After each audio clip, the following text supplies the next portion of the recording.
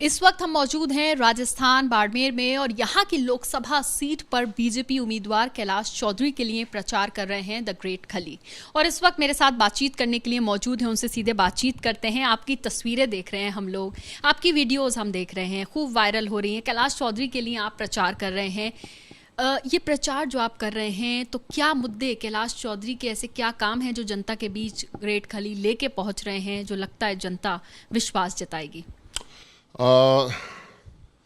मैं उनको ये बोलने की कोशिश कर रहा हूँ कि भाई जो भी अब यहाँ बाड़मेर के लोग हैं, जो लास्ट टाइम पे जो काम हो नहीं पाए थे क्योंकि यहाँ पर जो सरकार थी कांग्रेस की, तो उसके कारण यहाँ पर काम हो नहीं पाए, तो अभी उनको ये चीज़ एक्सप्लेन कर रहे हैं हम कि भाई आप लोग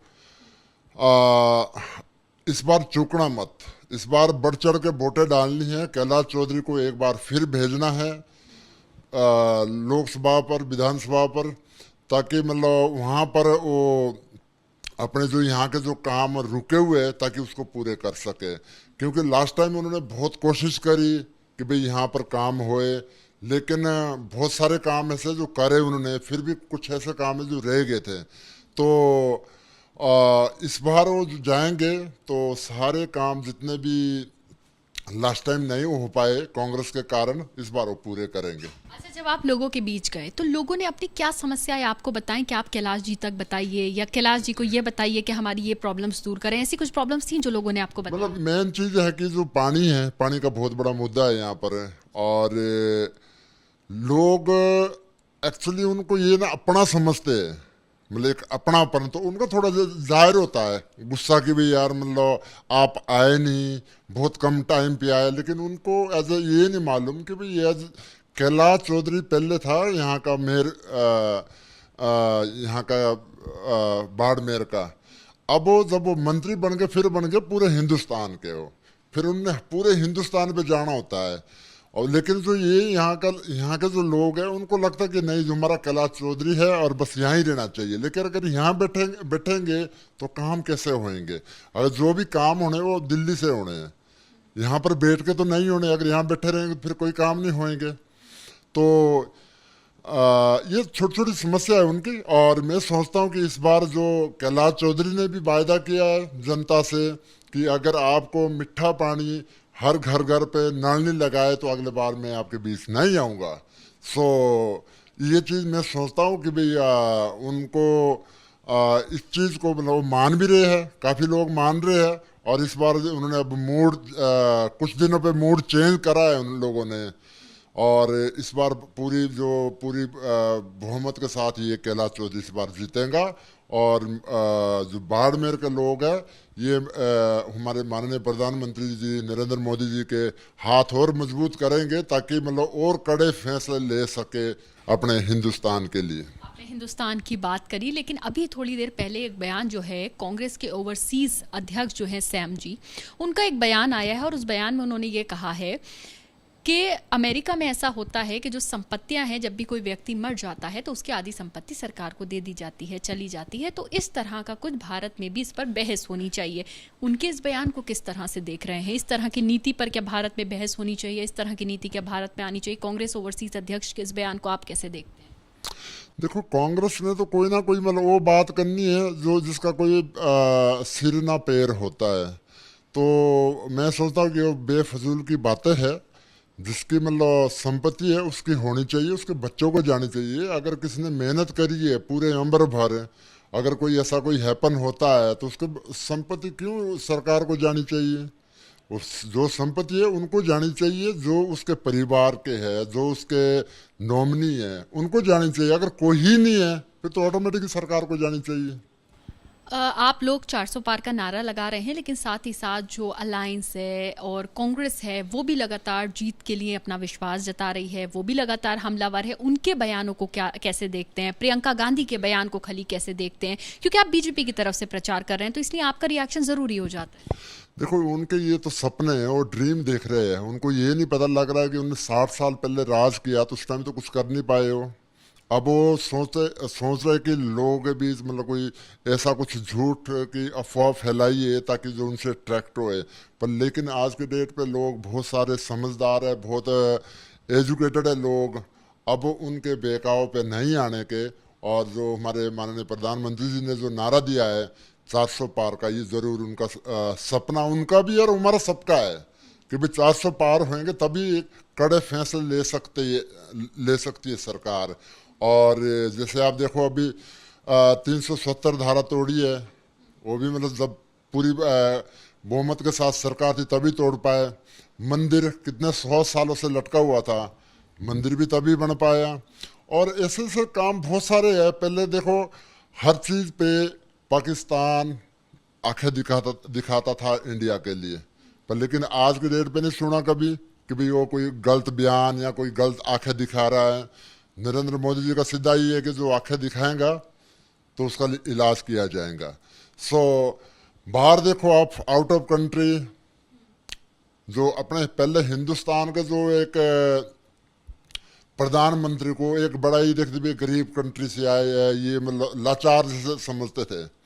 और आज की डेट पे देखिए 10 साल में ये छाप बनाई है हमारे प्रधानमंत्री जी ने हिंदुस्तान की, कि जो एक डिफरेंट वैल्यू होगी और एक जो हर इंसान गौरव से बोल सकता है कि भाई मैं हिंदुस्तानी हूँ और मैं हिंदुस्तान से बिलोंग करता हूँ। और जो बाहर के जो राष्ट्रपति है वो छाता लेके खड़े होते हैं और मोदी जी का आशीर्वाद लेते हैं और बोलते हैं कि भाई हमारे को मार्गदर्शन कीजिए। तो कितना एक पूरे हिंदुस्तानियों का एक गौरव से सिर ऊंचा होता है। तो ये मतलब एक सिर्फ और सिर्फ नरेंद्र मोदी जी कर सकते हैं, भाजपा कर सकती है, और कोई भी सरकार नहीं कर सकती। और मैं सभी को बताना चाहूँगा कि अपना वोट है, बहुत वोट कीमती है, और आप अपना वोट जाहिर मत जाने दिए, और अपना जो वोट है सही जगह इस्तेमाल करिए, ताकि मतलब आपका और आपके बच्चों का भविष्य और अच्छा एक सुरक्षित हो जाएंगे। अच्छा, मेरा आखिरी सवाल आपसे ये है कि अभी तो आप बीजेपी के लिए प्रचार कर रहे हैं, लगातार स्टार कैंपेनर के तौर पर आपको लोग देख रहे हैं, लोग पसंद कर रहे हैं, लेकिन खाली अपना फ्यूचर सियासत में कहाँ देखते हैं? देखो मेरे को उतना शौक नहीं कि मैं सियासत लड़ूं, और मेरे को नहीं है कि भी मैं कोई इलेक्शन लड़ूं। मेरे को उस चीज़ का शौक नहीं है, और ये सब शौक की बातें होती है। बहुत सारे लोग हैं जिनको पावर चाहिए, बहुत सारे लोग हैं जिन्होंने एक जब सोचते हैं ना कि हम पावर पे आएंगे तो सोचते हैं कि हम कुछ ना कुछ गरीब का खून चूसेंगे, ग्रांट आएंगी वो खाएंगे। वो हम उन चीज़ से बहुत दूर है। हम नहीं चाहते कि भी हम लोग गरीब का खून चूसिए और या किसी को गरीब को धमकाइए। उन चीज़ से मैं बहुत दूर हूँ, और मैं सोचता हूँ कि भाई जो क्या लगता है सियासी लोग, तो क्या लगता है आपको सियासी लोग जो हैं वो गरीब के साथ भला नहीं कर पाते? मोस्टली मोस्टली देखिए जो एक थ्योरी आ रही है ना कांग्रेस की, मतलब ये यही है जो एक सिर्फ और सिर्फ एक जो मैं खुद जुड़ा हूँ भारतीय जनता पार्टी से। क्यों जुड़ा हूँ कि भाई 10 साल से एक भी कोई घोटाला नहीं हुआ। बड़ी जितना 100 अगर 100 रुपये सेंटर से आता तो 100 का 100 एक गरीब तक पहुँचता है। और पहले जो मजाक करते थे कि भाई गरीबों के खाते, इनके पास रोटी नहीं खाने को, इनके खाते क्या करेंगे खोल के। पर लेकिन जो हमारे प्रधानमंत्री जी की सोच है, हमारी सोच से परे है, बहुत ऊपर है। क्योंकि कभी सोच सकते थे कि गरीब के खाते होंगे और गरीब के खाते पे सीधा पैसा आएगा। तो उनके प्लान देखो ना, कितना अच्छा प्लान है कि उनके पहले खाते खोले और जो भी सेंटर से स्कीम है और जो भी पैसा आता है सीधा उनके अकाउंट में जाता है। पहले तो वैसे ब्लॉक से घूम के सरकारी खा लेते थे। मैं यहाँ पर इसलिए आपको रोक रही हूँ कि इन्हीं पैसों पर, इन्हीं खातों पर लगातार कांग्रेस हमलावर रही है और ये कहा है कि गरीब के पास तो कुछ आया ही नहीं, गरीब को कुछ मिला ही नहीं। लगातार ये आरोप कांग्रेस की तरफ से भाजपा पर लगते आए। नहीं, एक्चुअली गरीब वो पता गरीब किसको समझ रहे, जो कांग्रेस के लीडर है। क्योंकि वो सोचते कि हमारे पास तो आया नहीं। वो तो अगर कांग्रेस के लीडर के पास जाता उन्होंने बोला भाई बहुत बढ़िया मोदी जी बहुत बढ़िया काम किया, उनके खाते पे जाने का भी नहीं है। जो कांग्रेस है उनको चाहिए करोड़ों रुपए मतलब उनके खाते पे जाए, करोड़ों रुपए मतलब एक भ्रष्टाचार करे, तब समझते कि हाँ बहुत तरक्की हो रही, बहुत देश तरक्की पे जा रहा है। पहले कहाँ हर घर पे सिलेंडर नहीं होता था। ये मोदी जी ने, देखो एक छोटी सी बात है, शौचालय, शौचालय क्या चीज़ होती है ना, बहुत छोटी चीज़ है, पर लेकिन जो बंदा, एक गरीब बंदा है जिसके घर पे शौचालय नहीं है, जिसके घर पे पानी नहीं है और जिसके पास घर नहीं है, उसके लिए तो वही मतलब बहुत बड़ा ये चीज़ है। वो चीज़ें जो ज़रूरतमंद चीज़ें है प्रधानमंत्री जी ने वो पूरी करी है। देखो बाद में बाकी तो चलता रहता है, उन्होंने शौचालय दिया, उन्होंने सिलेंडर दिया और उन्होंने घर घर पे पानी पहुंचाया, घर घर पे लाइट पहुंचाई, है ना। तो ये चीज़ें उनको दिखती नहीं है क्योंकि वो ऑलरेडी महलों पे रहते थे कांग्रेस के लीडर। वो सोचते हैं कि भी अगर हम 100 करोड़ आएंगे हमारे खाते पे तो हम मतलब देश की तरक्की होगी। वो तरक्की नहीं मिला। वो जो ये जो आम बंदे के, आम इंसान के सिलेंडर पहुंच गया और हर घर पे एक पानी का नलका लग गया, शौचालय बन गया और हर गरीब के हाथ पे फोन है आजकल की डेट पे, वो उनको तरक्की नहीं दिखती। वो लगती है, उनको ये लगता है तो बेकार की चीज़ है, उनको ये लगता है। बहुत शुक्रिया बात करने के लिए। तो आपने सुना खली जो कि इस वक्त राजस्थान बाड़मेर में मौजूद हैं और बाड़मेर में यहाँ पर कैलाश चौधरी के लिए प्रचार कर रहे हैं। कई दिनों से यहीं मौजूद हैं, प्रचार जारी है और आज चुनाव प्रचार थम जाएगा शाम में और परसों जो है मतदान है।